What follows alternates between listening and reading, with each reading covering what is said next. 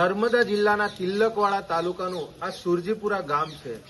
અતિ ભારે વરસાદ પડવાથી આ ગામમાં 15 જેટલા ઘરોમાં પાણી ઘૂસી ગયું અને એ લોકોનો જે માલ વખરી હતો એમાં ખૂબ મોટું નુકસાન થયું છે।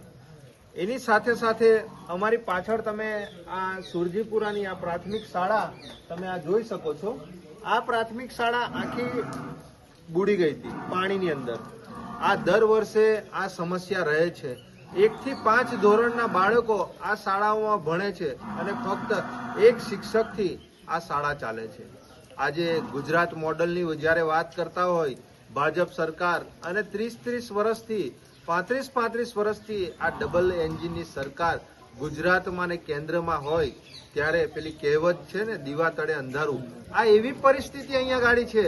અમારા આદિવાસી સમાજના આ દીકરાઓ ભણે છે, આ નાના નાના ભૂલકાઓ, આજે એમની એટલી બધી ખરાબ પરિસ્થિતિ છે। જો આ પ્રાથમિક શાળાની બિલકુલ આગળ આ કમ્પાઉન્ડમાં પેવર બ્લોક છે પણ દેખાતા નથી, અહીંયા એટલું કિચડ છે।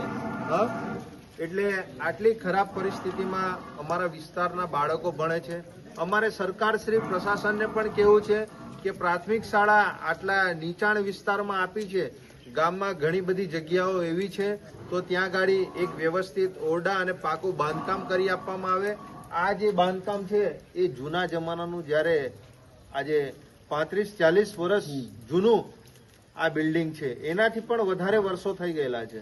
એટલે સુરજીપુરામાં એક પ્રાથમિક શાળા અને જે શિક્ષકો, જે એક જ શાળાથી શિક્ષક ચાલે છે। બેટા તમારી સ્કૂલમાં કેટલા સાહેબો છે? કેટલા સાહેબો છે? જો આ નાના નાના ભૂલકાઓ પણ બોલી રહ્યા છે, હવે આ બિચારા ભૂલકાઓનો શું વાંક છે?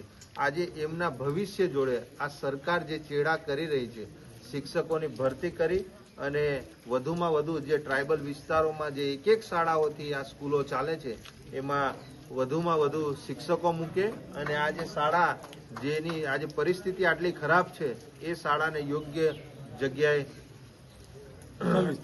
એનું બાંધકામ કરે અને સ્થળાંતર કરે। નિરંજનભાઈ વસાવા, પ્રદેશ સંગઠન મંત્રી। જય હિન્દ, જય ભારત।